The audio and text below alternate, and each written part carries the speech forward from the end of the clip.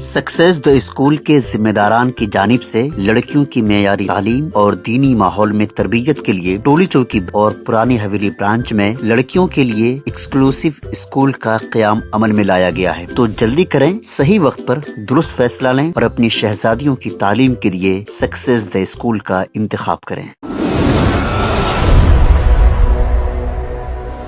सच news के खबरनामे में आप सबका इस्तकबाल है। आज की सबसे बड़ी इंटरनेशनल खबर आ रही है इसराइल से, जहां पर नेतन्याहू इस्तीफ़ा दो। गाज़ा के वॉर में, युद्ध में अब उब गई इसराइल की जनता, सड़कों पर उतरे हैं लोग। गाज़ा के युद्ध और बंधकों की रिहाई को लेकर इसराइल में जनता नेतन्याहू के खिलाफ सड़कों पर उतर गई है। लोग नेतन्याहू के इस्तीफ़े और चुनाव न लड़ने की मांग कर रहे हैं। गाज़ा में इसराइल और हमास के बीच आज लड़ाई को 6 महीने होने वाले हैं। अब तक बंधकों की रिहाई और सीज़ फायर पर फैसला न होने पाने पर गाज़ा में लगभग 32,000 लोगों की जान गई है। अब इसराइल की जनता का सभी सब्र टूट गया है।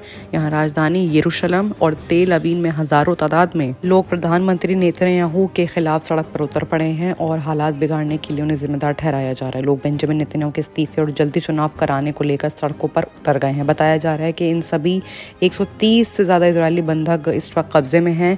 प्रोटेस्टर्स करने वाले इन बंधकों के रिश्तेदार भी शामिल हैं। उत्तरी इसराइल और हमास के बीच सीज फायर और बंधकों की रिहाई को लेकर बातचीत भी शुरू हुई है।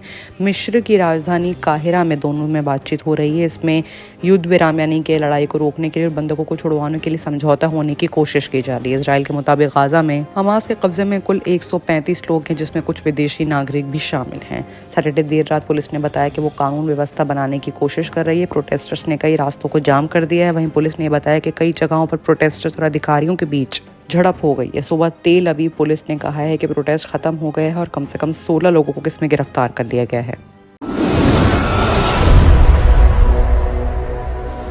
अब अगर बात करें पाकिस्तान की, तो पाकिस्तान पर भरोसा नहीं है। आतंकी हमले की जांच खुद करेगा चीन। पाक पहुंचे जिनपिंग के अधिकारी। तारबेला के बाद चीनी कंपनियों ने सुरक्षा चिंताओं की वजह से अब दासू और डायमर भाषा बांधों को काम रोक दिया है और दोनों परिजनों पर काम कर रहे चीन के लगभग 1000 इंजीनियरों को काम बंद कर दिया गया है। इतना ही नहीं, आत्मघाती हमले के बाद जाँच में चीनी अधिकारी पाकिस्तान पहुंचे हैं। पाकिस्तान के गृह मंत्रालय ने इसकी इत्तला दी है। पाकिस्तान के उत्तर पश्चिमी क्षेत्र में आतंकवादी हमले में चीन के 5 नागरिकों की मौत हो गई थी। अब इस मामले में जांच के लिए पड़ोसी देश से जुमे को पाकिस्तान पहुंचे चीनी नागरिक इस मामले में तहकीकात करेंगे। चीन के ताज़ा कदम से ये वाज़ेह होता है कि पाकिस्तान की जांच पर अब चीन को भरोसा नहीं रहा। पाकिस्तान के खैबर पख्तूनवा में ट्यूसडे को आत्मघाती हमले के बाहर जब ट्रांसपोर्टेशन में एक ब्लास्ट हुआ था तो एक बस को टक्कर मार दी थी, जिसमें बस में सवार कम से कम 5 चीनी नागरिकों की मौत हो गई थी। ये चीनी नागरिक दासू जल विद्युत परियोजना पर काम कर रहे थे। एक सरकारी बयान में कहा गया कि जुमे को गृह मंत्री मोहसिन नकवी ने यहाँ चीनी दूतावास के मुलाकात की और अब उन्हें जाँच के बारे में इत्तला दी है।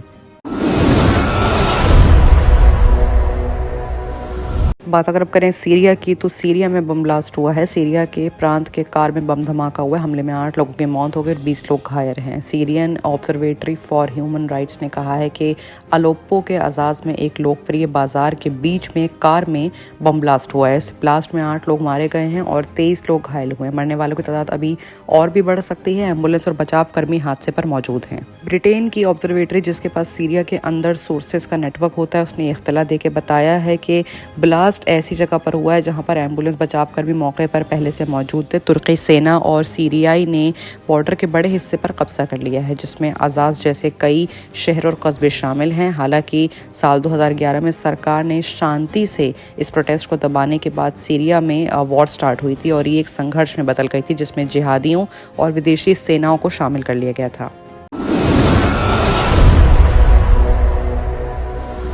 बात अगर अब करें लेबनान की, तो लेबनान में गोलीबारी से 4 कर्मी घायल हो चुके हैं। इसराइल ने हमले से संबंध होने से इनकार करा है। लेबनान के दक्षिणी इलाके में शामिल 3 पर्यवेक्षकों और 1 बंदे को सैटरडे को बम हमले में घायल हो गए हैं। ये लोग जब पैदल अपना प्रयास कर रहे थे तभी इनके नज़दीक टैंक से दागा गया गोला आकर गिरा। इसके गोले के टुकड़े होने के बाद वहाँ पर कर्मी घायल हो गए हैं।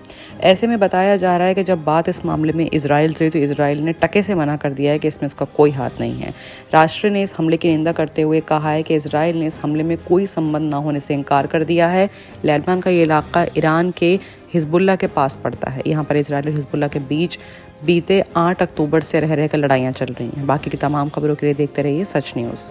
सक्सेस द स्कूल के जिम्मेदारान की जानिब से लड़कियों की मेयारी तालीम और दीनी माहौल में तरबियत के लिए टोली चौकी और पुरानी हवेली ब्रांच में बच्चियों की तालीम और तरबियत के लिए एक्सक्लूसिव स्कूल का क़याम अमल में लाया गया है। ऐसे वालिदैन जो अपनी बच्चियों की मेयारी तालीम और तरबियत के लिए किसी मेयारी तालीमी इदारा की तलाश में हैं, तो इस सिलसिले में पुरशिकोह इमारत और कुशादा क्लासरूम में आपकी बच्चियों की तालीम, तरबियत, हुस्न अखलाक, हिफ्ज़ कुरान करीम और स्पोर्ट्स के अलावा तालिबात की खवातीन अमले के जरिए निगरानी व हिफाजत का इत्मीनान बख्श माहौल है। तो जल्दी करें, सही वक्त पर दुरुस्त फैसला करें और सक्सेस द स्कूल का इंतखाब करें।